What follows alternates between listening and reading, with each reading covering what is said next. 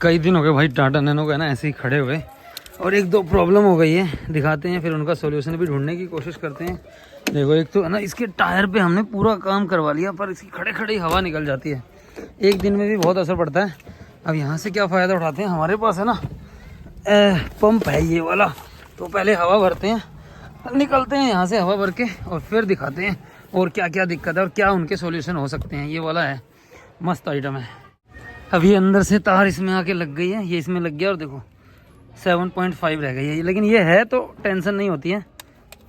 अभी हो जा, हाँ हो गया, 2-3 मिनट लगेंगे और फुल हो जाएगा एकदम मस्त। लो जी, करीब है ना 3 मिनट लगे हैं, वो 40 हो गई है। मैं 42 के आसपास इसमें सेट कर रखा है, ऑटोमेटिक है, अपने आप ही बंद हो जाएगा। अब जैसे इसमें 42 होगी, तो मतलब कहीं पे भी फंसे हो ना ट्यूबलेस टायर हो, तो ये वाला मेरे को सॉलिड लगता है। देखना अभी 42, और देखो कोई हाथ नहीं लगा रहे इसको, ये अपने आप बंद, ये मस्त है।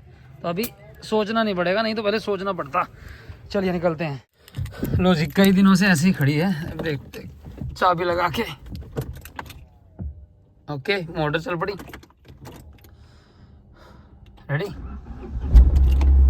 फर्स्ट क्लास स्टार्ट होती है गाड़ी एकदम एक नंबर। मतलब जैसे ही चाबी घूमती है ना तो गाड़ी मस्त स्टार्ट हो जाती है। पर अब प्रॉब्लम आती है, अब मेरे को लग रहा है इसकी क्लच प्लेट गई।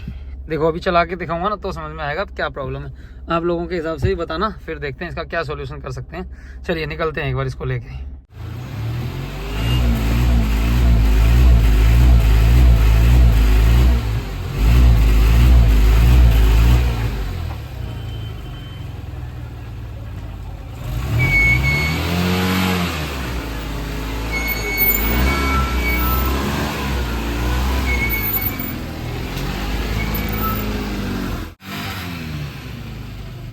देखा भी कितने जोर लगे। अभी देखो ऐसे आगे स्टार्ट करना है, वो छोटी सी पुलिया है बाहर, उसको क्रॉस करने के लिए भी है ना पूरा खींचना पड़ता है, तब चढ़ती है। और नॉर्मल पहले गियर में जैसे खड़ी हुई है ना तो मतलब ही नहीं होता कि आप इसको चला पाओ, ऐसी सी हालत हो गई है। अब देखो एक फ़ायदा तो है नैनो का, वैसे तो इसके जोर लगे हुए हैं, लेकिन जैसे जगह कम है, बहुत कम जगह है, छोटी छोटी गलियों में बहुत आसानी से गाड़ी मतलब मोटरसाइकिल की तरह कहीं से भी निकाल सकते हो।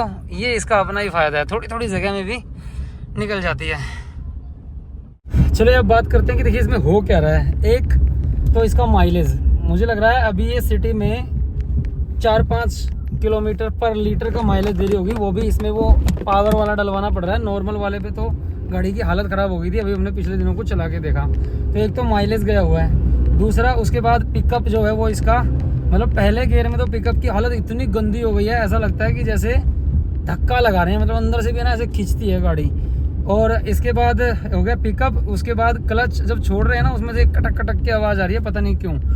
क्लच की जो सेटिंग थी वो हमने ट्राई कर ली बहुत सारी कि उसको क्या हम रिपेयर कर सकते हैं, मतलब तार को खींच खाच के, तो उससे भी बात नहीं बनी। पूरे जोर लगा लिए पर कोई रिजल्ट नहीं निकला उसका भी। वैसे ओवरऑल सही है, लेकिन ये है कि अब ये खींच नहीं रही है। मतलब इंजन वाइज सही है, ओवरऑल सही है से मतलब कहीं आप लोग ये कहो कि फिर सही क्या है, मतलब वैसे सही है, इंजन सही से काम कर रहा है, परफेक्टली स्टार्ट होती है, सारी चीज़ें सही हैं।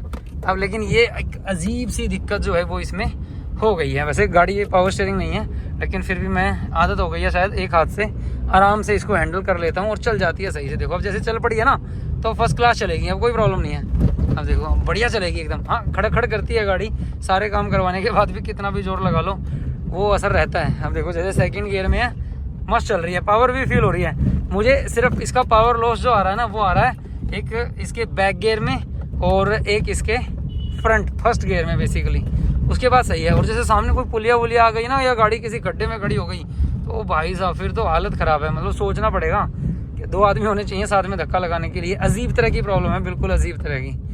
दिखाते हैं अभी, एक मिस्त्री को भी दिखाना है और फिर देखते हैं क्या कर सकते हैं इसके लिए। मैं ना मिस्त्री को भी चेक करवाने वाला हूँ कि आखिर ये प्रॉब्लम है किस तरह की। थोड़ा अलग ही लेवल की प्रॉब्लम है कि जब चल रही है तो बढ़िया चल रही है, और जब नहीं चल रही है मतलब अगर खड़ी हो गई है ना तो एकदम गंदी हालत में हो जाती है कि जैसे पता नहीं इसको क्या हो गई है। आप लोगों को भी अगर इसके बारे में कुछ पता हो तो ज़रूर बताना कमेंट करके। अभी चेक करवाता हूँ और मिस्त्री की राय बताता हूँ आपको कि अब इसमें क्या करने की ज़रूरत है, हमें क्या करना पड़ेगा। क्योंकि जिस पर्पज़ के लिए गाड़ी मैंने ली थी बेसिकली पहाड़ों पे जाने के लिए, वहाँ की ट्रिप बनाने के लिए, वहाँ के हिसाब से तो ये फैल ही है एक तरीके से। अगर ये एक पुलिया पे नहीं चढ़ पा रही है तो फिर वहाँ क्या ही मतलब बनता है। और ये मोमेंटम में चल रही है तो चढ़ जाती है, लेकिन अगर मान लो ब्रेक मारना पड़ा तो सबको ले आएगी ये पीछे, फिर तो इतनी ख़राब हालत हो जाएगी। जैसे जाम है, अगर देखो ये सामने, अगर ऐसे किसी गड्ढे में अगर खड़ी हो गई ना तो बहुत जोर लगते हैं गाड़ी के खींच के एकदम से। मतलब ऐसे पूरा पूरा देखो ना, ये गाड़ी की आवाज़ भी आ रही होगी, मैंने माइक नहीं लगा रखा है, तो ऐसे खींच के बाहर आवाज़ आती है इसकी। चेक करवाते हैं। आप लोगों को इसके बारे में कुछ पता हो तो ज़रूर कमेंट करके बताना कि हो क्या रहा है। और एक ये नीचे है ना, इसमें दिखाता हूँ मैं। देखो जब मैं ये छोड़ रहा हूँ ना, ये एक अजीब तरह की आवाज़ जो है यहाँ से, पता नहीं क्या है ये। देखो ये पूरा मैंने छोड़ दिया और गाड़ी खींच रही है, और जब इसको छोड़ रहा हूँ ना ऐसे, देखो ऐसे, पता नहीं इसमें सुनाई दे रही है कि नहीं, लेकिन एक कटक कटक सी की आवाज़ जो है ना अजीब तरह की आती है, वो भी प्रॉब्लम है। अभी देखो मुझे ना थोड़ा खुला रोड मिल गया, मतलब थोड़ा ठीक सा, वैसे तो खुले मिलते हैं कहाँ दिल्ली में। अब स्पीड जो है ना वो 30 पे जाने वाली है और तीसरे गियर में है।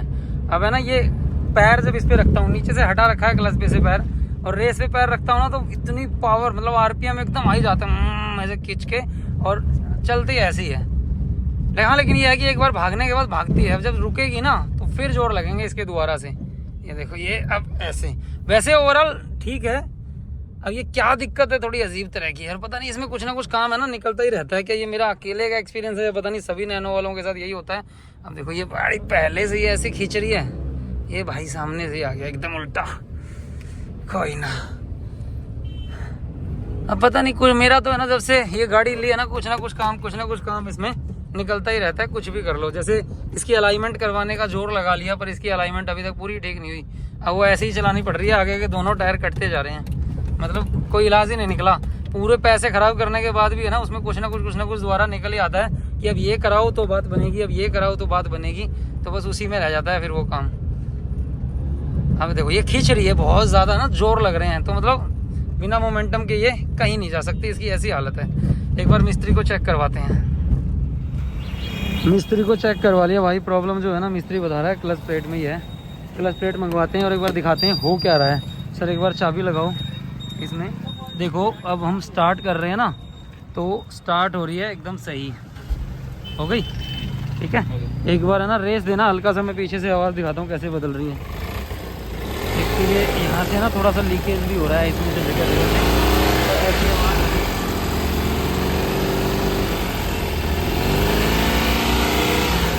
और आगे गाड़ी नहीं खींच रही बिल्कुल भी। एक बार है ना क्लच छोड़ दो, दबाओ, छोड़ो, तो कुछ ऐसा है। ये रेस दो, तो ये हो रहा है। फिलहाल हम क्या करते हैं, इसका है ना सामान मंगवाते हैं और देखते हैं क्लच प्लेट के लिए हमें किन किन सामानों की ज़रूरत पड़ेगी और हम कैसे इसको अब रिपेयर करवा पाएंगे। बाकी अभी के लिए तो बस ये ऐसी है, कुछ ऐसी आवाज़ जो इसमें अभी आ रही है।